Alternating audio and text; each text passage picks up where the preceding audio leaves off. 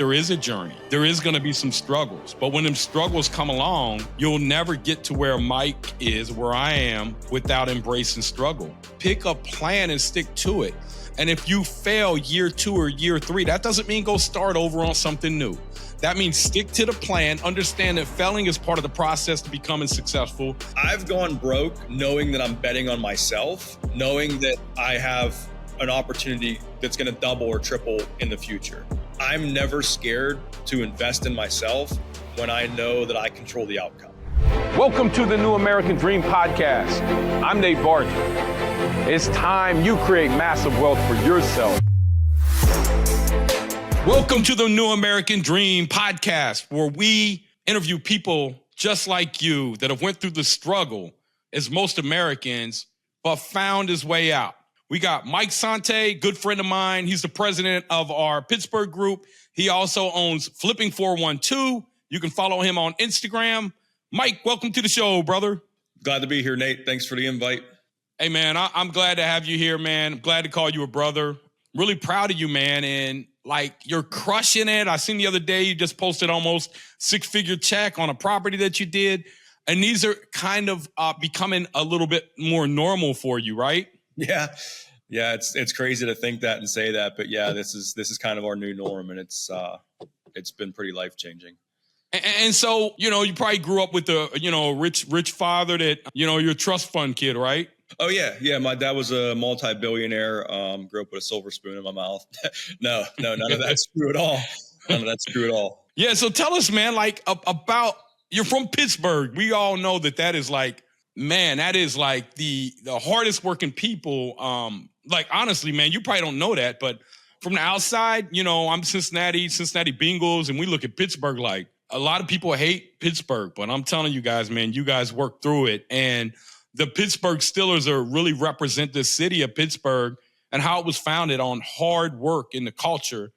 And so tell us about your upbringing, man. How did you come up? Well, how far into the mud do you want me to go, Nate? You tell me. Brother, listen, man, I want you to tell your story because there's so many people out here that feel like, Mike, Nate, you don't know what it's like. Oh, yeah, tell me about your story, man. What do you mean?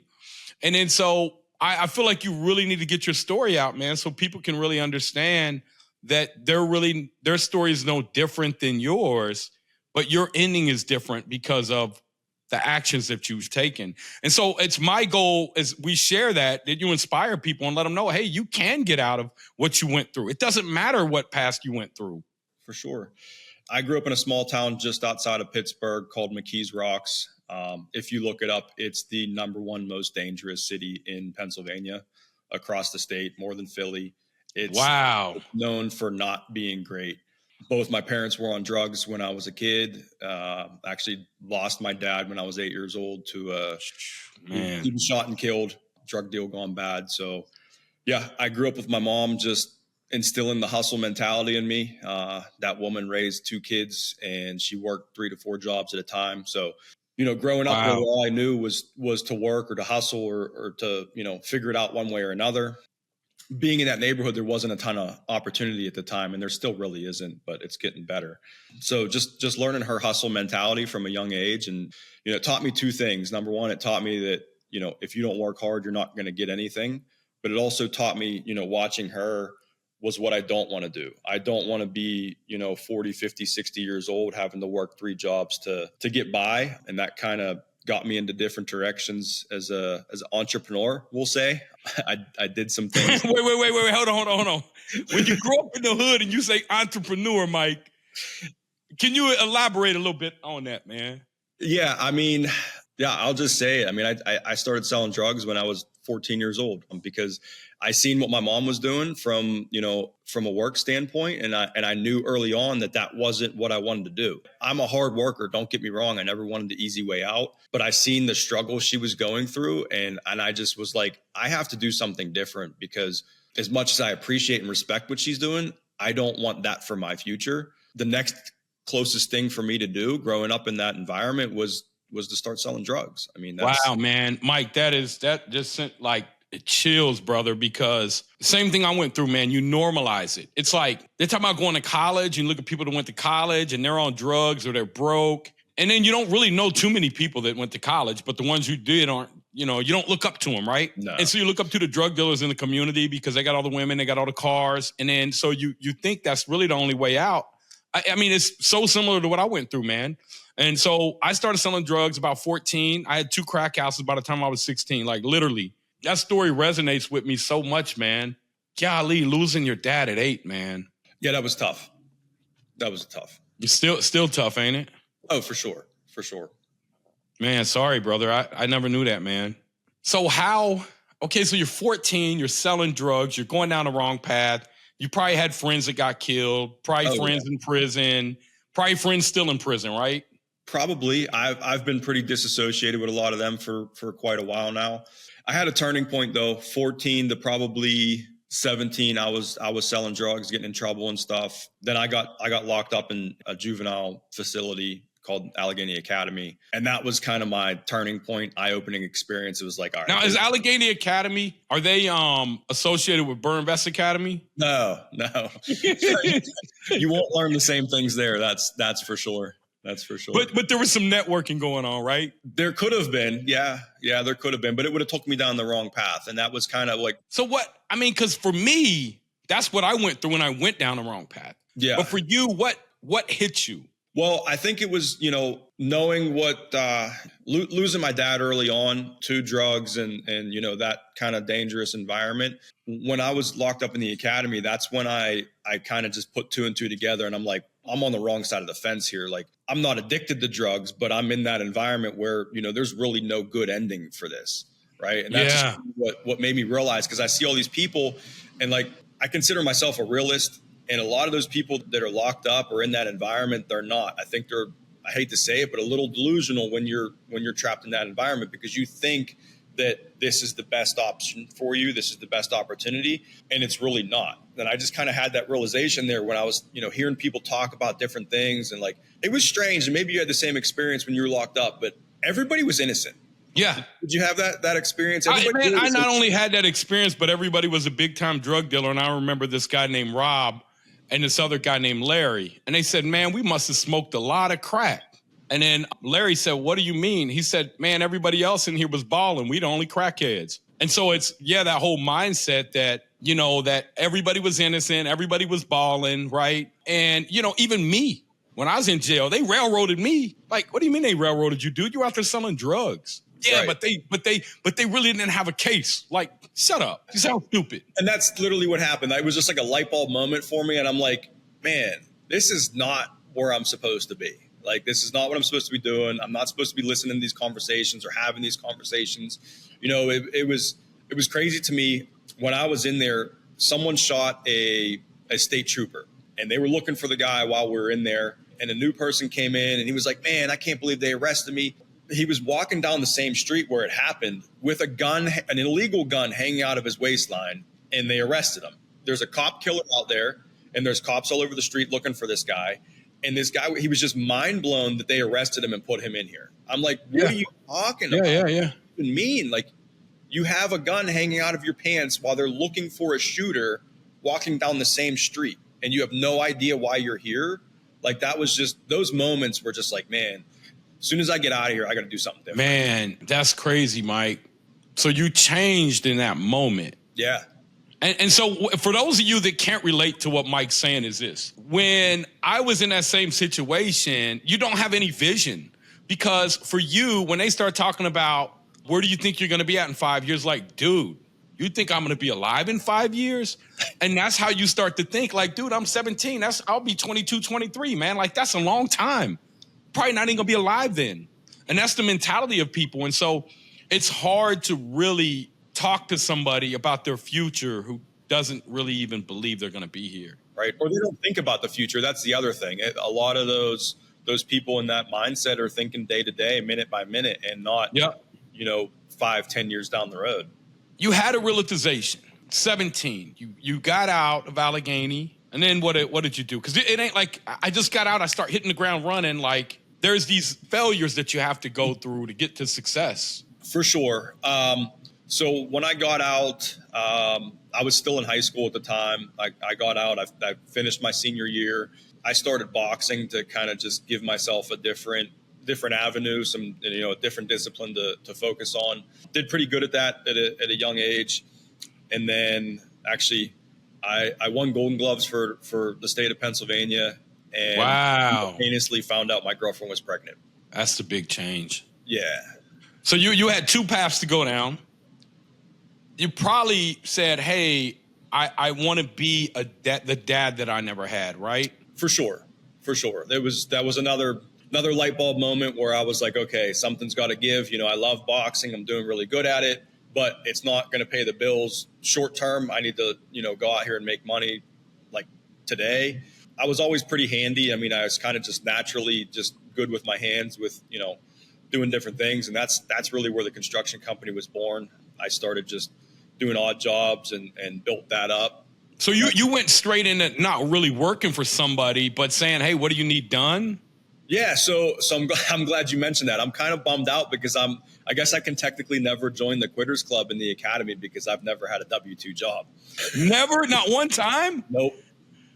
I've never had a job. I worked at Rallies for 2 weeks and Old Country Buffet for 2 hours, man. So. Oh, man, I miss Old Country Buffet. OCB, man. I love that place. Yeah. I wish I could go find that fountain that I was standing in front of when I had that moment. I was drinking a Diet Pepsi, and I just looked around at all the people in there eating. And, brother, I was like, this can't be life, man. Like, it can't. I just walked out. The manager called and said, where'd you go? I said, man, I quit, man. Like, yeah. It was never for me. Again, back to that hustler mentality that my mom instilled in me.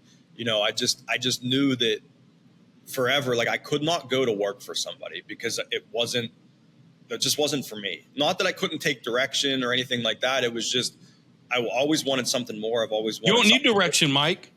The problem is that too many people get direction. There's a book out called Weapons of Mass Instruction, and it talks about our school system and about what they're breeding. And I was just reading that the other day, and, it's shocking that they take people like you and me, and what they want to do is contain us and put us in a box and put us in corporate America and have us climb the chain for the next 30 or 40 years.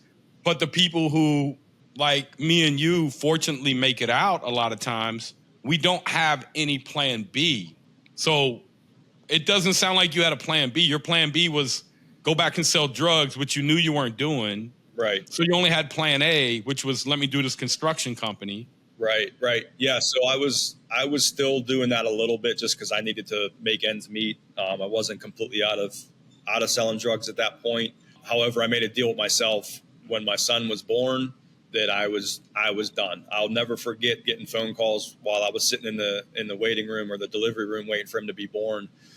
People calling me to re-up or whatever, and I was just like, I'm done. The doors are closed. Like, call somebody else. And that was, I'm proud of myself for that because like I made that deal with myself. I said, I'm going to continue doing this up until this point, and then it's a hard stop because I can't keep going down that path. And I was, I set myself up because I had a transitional period there where it was, okay, I'm starting to make enough money on the construction side that I can put this behind me. So I made sure the 9 months that, we were waiting for him to be born, I was transitioning into something different so that I wasn't setting myself up for failure. I was setting myself up for success so that when I quit doing the things I shouldn't have been doing, that I was set up good enough that I can continue on with, building out the construction business. That is so like resonates with me because mine was more, I was selling drugs and I was making millions of dollars. One of my friends said, man, you got everything, Nate. And I was like, nah, man, you got everything. I was like, I just want a family. I want a way to support them. But he looked, because I had money, women, cars, whatever, like all that stuff that's meaningless. Yeah, he thought I had it. Everybody pays attention to the highlight reel. Yeah, man. So that resonates with me. Mine was a little bit different. Like I was longer, but that was really all I wanted, man. And I think as men, that's what we want. We want stability. Yeah. Especially when they come from background like yours and mine. Like we just want stability. We want a stable place to be able to raise our kids.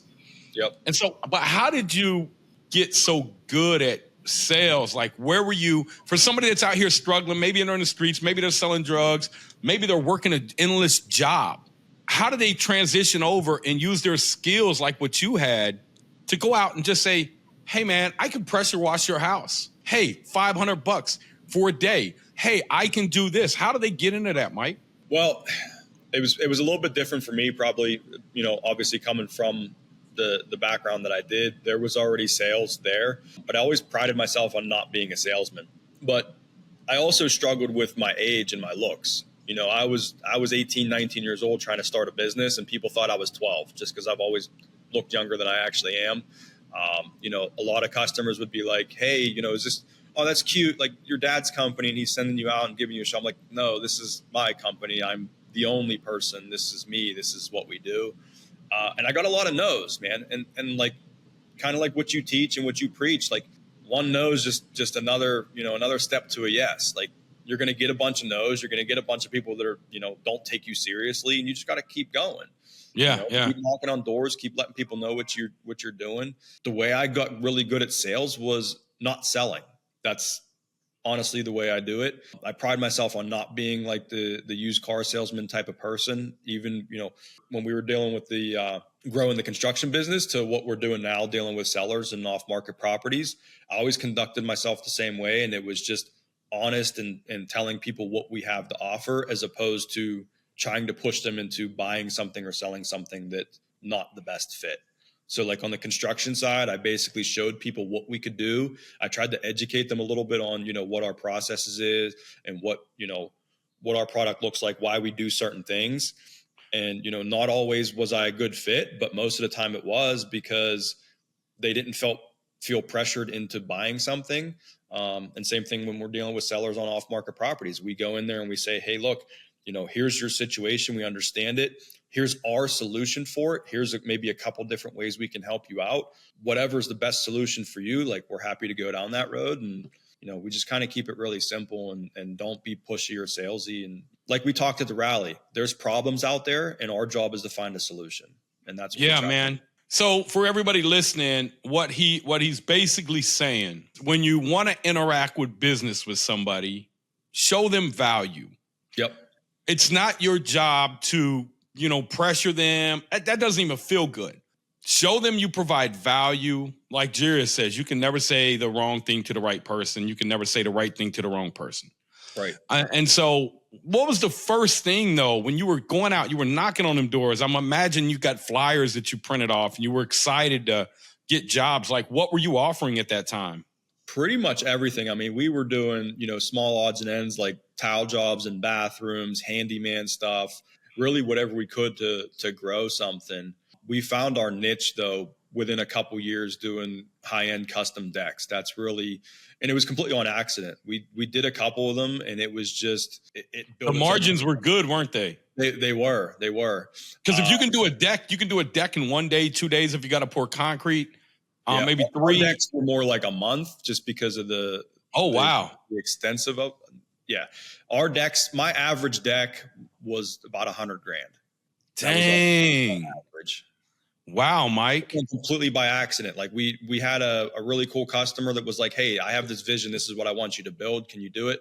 And again, I was always just really naturally handy. We did it. It turned out awesome. And then next thing you know, the neighbor wanted one, their neighbor wanted one. And we just went through the neighborhood and did that. And then it just kind of. When you were doing them, you were running what? Probably 20, 30% profit? Yeah. So you're making $1,000 a day doing these decks. Right. Which ultimately led you into realizing, like, man, I'm really good at construction. Correct. Yep. And then, so if you were really good at construction, and we know now that you're flipping 412, you're buying your own properties, you're holding some, you're flipping others, you're building a large rental portfolio, you're helping rebuild the community. I think I saw some stuff you did on social media. You're rebuilding, you're working with the community that you maybe helped at one time destroy, right? Yeah, absolutely. Yeah. I mean, the community that, during my childhood wasn't so great. And like you said, we didn't contribute in a positive way in those teenage years and things like that. And now we're working directly with the community to revitalize and rebuild that neighborhood. Brother, that's what it's all about, man. And I see your son, you've been able to support him and give him things that, like, guys, this is why we get out here and we work for ourselves. Mm-hmm. This is why we grind for ourselves. This is why Mike doesn't get a 3 or 4 or 5 or 10 or 20% raise every year. He makes as much as he wants. Now, not literally, but figuratively. If he wants to go make an extra $250,000 or $500,000 this year, he knows how to do it, right? He knows also the sacrifice that he has to make. But that allowed you to support your son and racing and be the father that your father probably wanted to be. But when you go down that road and you get on drugs, and it's hard, man. You know, the drugs have control of you. So, you know, I think in a way that's your why. And once we grab onto our why, that's the thing that probably keeps you going.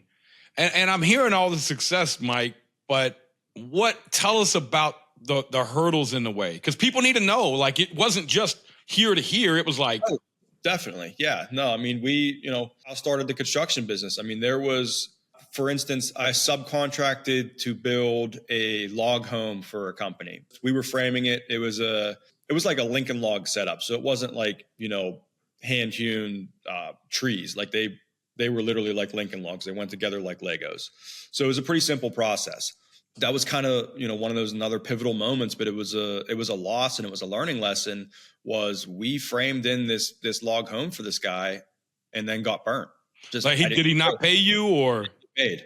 I think we got a half or a third at a certain point, and then when we were done, we just didn't get paid. And it wasn't for any reason on our end. It wasn't because we didn't do the work or didn't do it right. He flat out told me he burnt all the money. So he got a check from, the customer or whatever, and he just wasn't managing his finances well enough and went through the money and just didn't have the money to pay us. That was a learning experience. And that's really when I kind of started pushing more towards me doing my own jobs and not taking on any kind of subcontracting stuff. Cause it's like, okay, from now on, I'm going to make sure that I'm in control of the money. Brother, that just gave me chills again, because that's my exact same experience. I had somebody not pay me and I was like, dude, why am I doing this? I'm not really building any wealth. I'm out till 8 or 9 o'clock at night.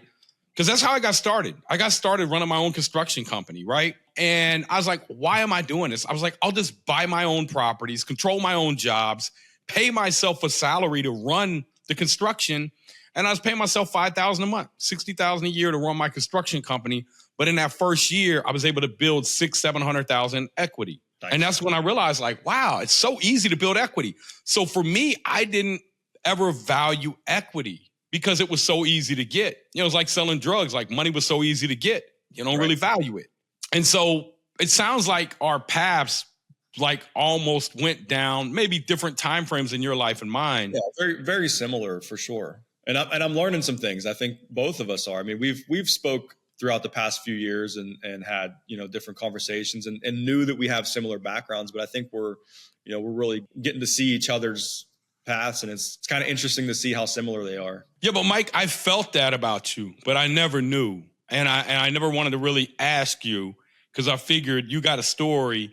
And I can tell you out a story because anytime somebody wants to start doing social media, it's usually to inspire other people, to let them know, like, hey, man, I need to get this story out, right? Because for me, it was so many years, I couldn't tell my story. Like, hey, what do you do? Like, I love networking. Hey, how you doing, man? My name's Nate. I'm a drug dealer. What do you do? Right. Like, that's just, you can't do that. And so you suppress all this. And so now, like, you're crushing it, brother. Like, appreciate that. You're crushing it, man. I'm really proud of you. Not only you're crushing it, you're giving back to other people. I see how you treat the people in your community. You're bringing them up, and you're making money at will.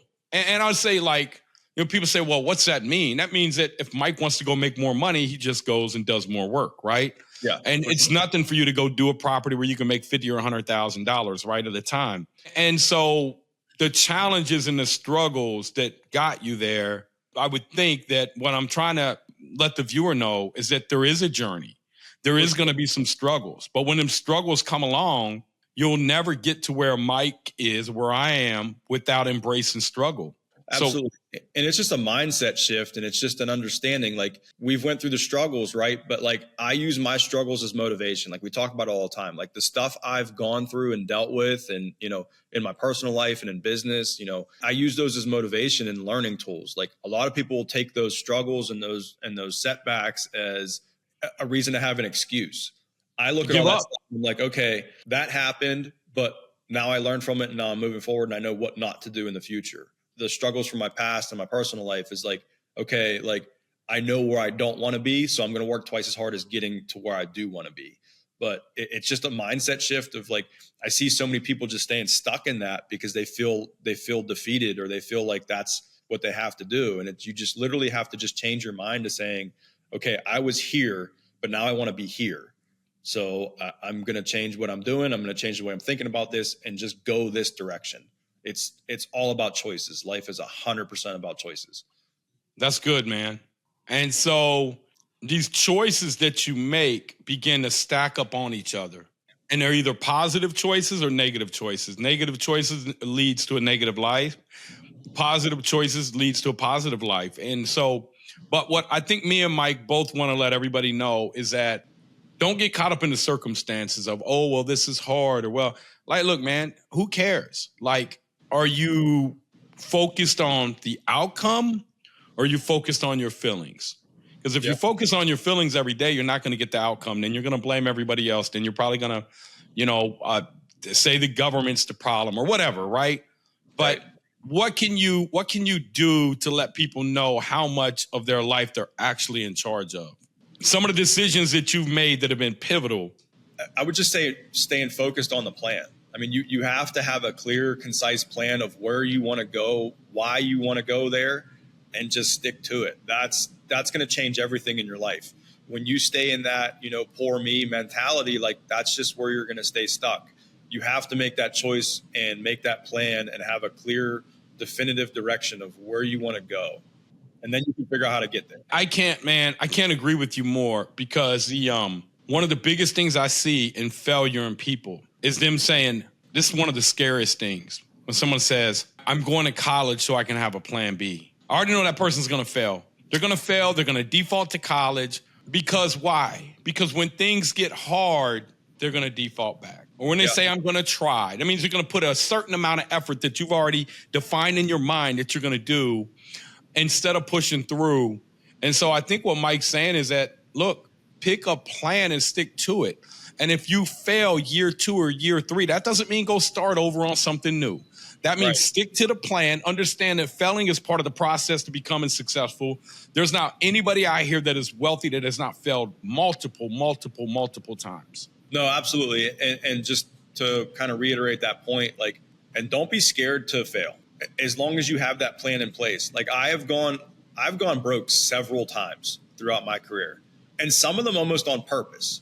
And let me explain that. I've gone broke knowing that I'm betting on myself, knowing that I have an opportunity that's going to double or triple in the future. A lot of people are very conservative when they get into business and they're doing things on their own and they're scared to do stuff. I'm never scared to invest in myself when I know that I control the outcome. So I will literally go broke to $0, knowing that I'm in control of the future on whatever that is I'm doing. And I'll tell you what, 9 times out of 10, I've been right. But you have to have that confidence going into it. Mike, they say the average millionaire goes bankrupt 3.5 times. And so I went bankrupt once. I don't think I'll have to experience that again, God willing. But if I did, I would much rather choose that over a life of mediocrity and working till I'm 65, 70 and not having enough money to die. Say, man, I'm going to have to go get another job because I don't have enough money to die. And I watch my family do that over and over. They struggle with alcohol. They struggle with drugs. They work their butt off. They work these blue-collar jobs, and they somehow end up at the end of their life with just enough money to die. And to me, man, that's crazy, man. Yeah. And so you have forever changed the way that your family tree is going to grow and the way that your kids think about money. And not just that, but you've influenced many people around you. What's the next big goal for Mike? Like, what is it that you really want out of life? I think our next big goal is kind of what we're starting to work on right now. We're heavily invested in that community, McKees Rocks here in Pittsburgh. And my next goal is I want to change that community from what I remember it.